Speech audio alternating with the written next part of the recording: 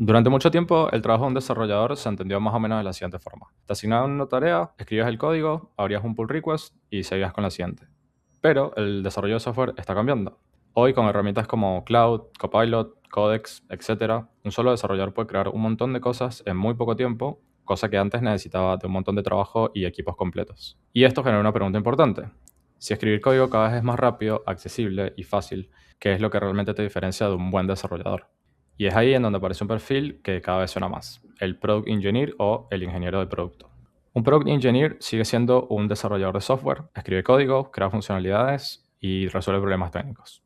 La diferencia es que su trabajo no termina solamente cuando el código funciona. Va un poco más allá y trata realmente también de entender cuál es el problema que está resolviendo, quién va a usar la solución y de qué manera eso impacta dentro del producto. Un desarrollador podría recibir una tarea del estilo: hay que agregar esta pantalla en esta aplicación móvil y arrancar directamente a implementarla, pero un Product Engineer probablemente se haga ciertas preguntas antes de arrancar a implementarla. Por ejemplo, ¿por qué necesitamos esta pantalla? ¿Qué problema realmente tiene el usuario que esta pantalla va a resolver? Y si es la solución correcta. Porque no es solamente sobre construir correctamente la funcionalidad, escribir buen código, buena arquitectura, tests, etcétera, sino también construir la funcionalidad que sea la correcta. Product Engineer puede sonar como una nueva forma de llamar al Full Stack Developer, pero en realidad no es lo mismo. Un Full Stack Developer se define por las áreas del software en las que se maneja o en las que puede trabajar, por ejemplo, el frontend, el backend, bases de datos, desarrollo móvil, etcétera, etcétera. O sea, todo lo que engloba hacer un software completo. Y un Product Engineer también puede tener ese conocimiento, pero su característica principal no es no se basa en la cantidad de tecnologías que conoce, sino la responsabilidad que asume sobre el producto a partir de lo que sabe hacer. Puede participar de decisiones de diseño, puede hablar con usuarios, puede revisar métricas, puede proponer funcionalidades nuevas, etcétera, etcétera. Pero tampoco significa que vaya a reemplazar al diseñador o al product manager. Simplemente entiende cómo se conectan esas áreas y eso lo que le ayuda es a tener mejor contexto para tomar mejores decisiones técnicas. Una de las ideas principales del Product Engineer es que el código es solamente una herramienta y no el resultado final. El código o la tecnología es el medio y el final es el producto. Porque puedes construir una funcionalidad perfecta con la mejor arquitectura, con buenos tests, con código impecable, todo bien organizado, estructura de carpetas, etc.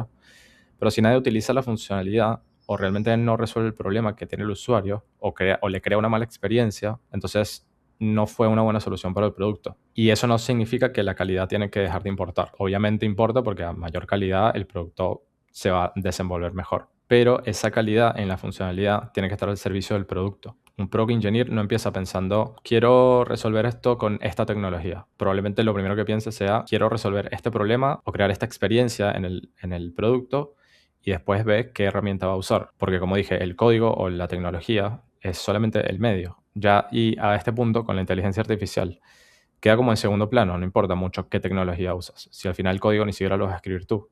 Entonces es el medio y no el fin. El fin es lo que terminas construyendo. A día de hoy y con las herramientas de inteligencia artificial, escribir el código es muchísimo más rápido, eso sin duda, no es sorpresa para nadie. De hecho, lo veo a diario en mi trabajo. Nosotros ya no estamos escribiendo código a mano. Realmente creo que nadie está escribiendo más código a mano. Nosotros con las herramientas de inteligencia artificial que tenemos, lo que necesitamos realmente es poder definir bien cuáles son las necesidades del negocio, del producto y definir bien los acceptance criteria. Y en base a eso lo que hacemos es agarrar la definición y hacer que la inteligencia artificial pueda plasmarlo de la mejor forma posible. Pero que una inteligencia artificial pueda escribir código tan rápido y tan bueno no implica que automáticamente pueda construir un buen producto. ¿Por qué? Porque no conoce a tus usuarios, porque no sabe realmente las prioridades del negocio, porque no sabe qué construir primero y tampoco puede garantizar que escribir algo correctamente o correcto técnicamente sea algo útil o algo que vaya a resolver un problema. No necesariamente implica eso. Entonces, cuando escribir código es tan accesible y tan rápido, creo que qué código vale la pena escribir se vuelve más importante en toda esa cuestión. Y el valor del desarrollador no desaparece, pero sí cambia, se desplaza.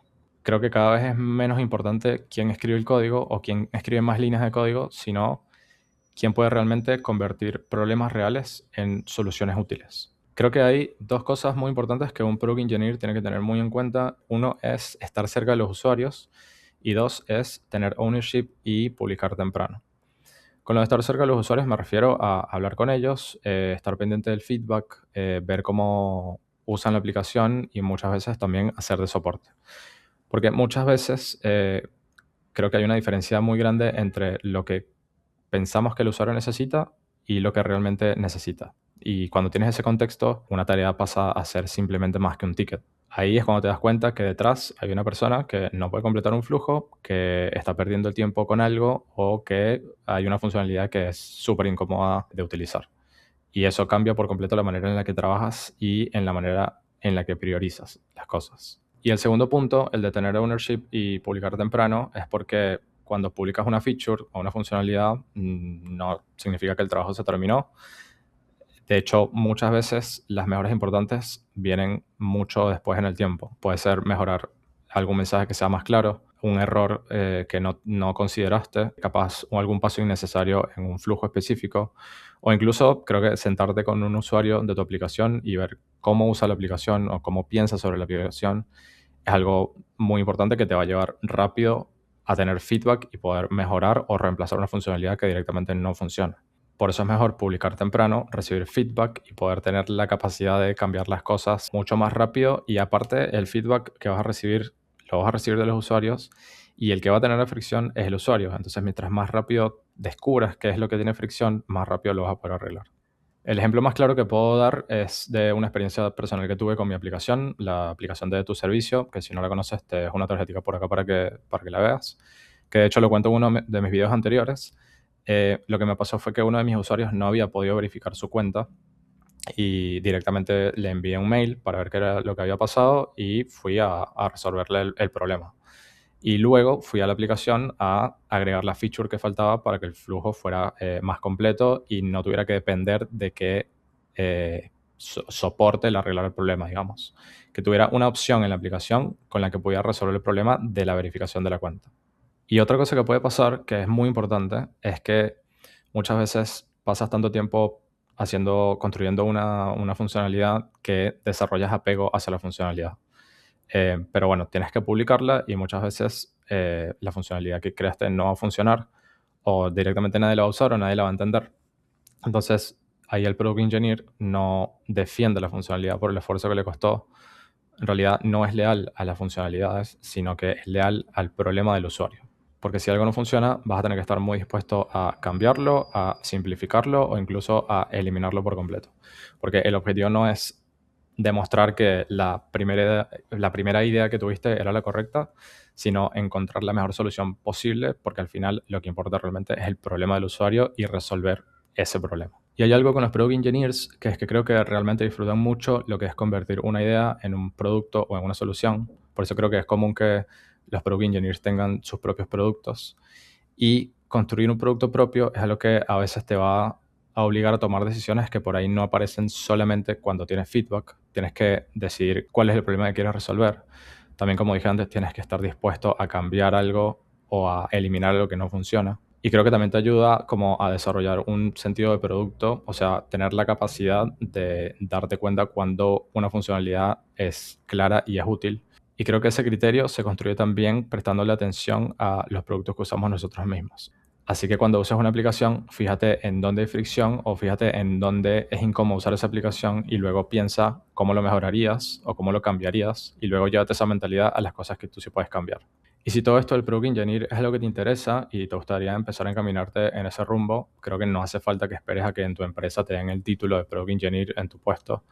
Creo que puedes empezar por modificar simplemente la manera en la que encaras tu trabajo todos los días. En vez de recibir un ticket y simplemente ver qué es lo que hay que hacer, puedes preguntar por qué hay que construirlo. Puedes pensar en el flujo del usuario y qué es lo que le brinda esa funcionalidad al usuario justo ahí. Puedes conocer un poco mejor a los usuarios, puedes conocer mejor el negocio.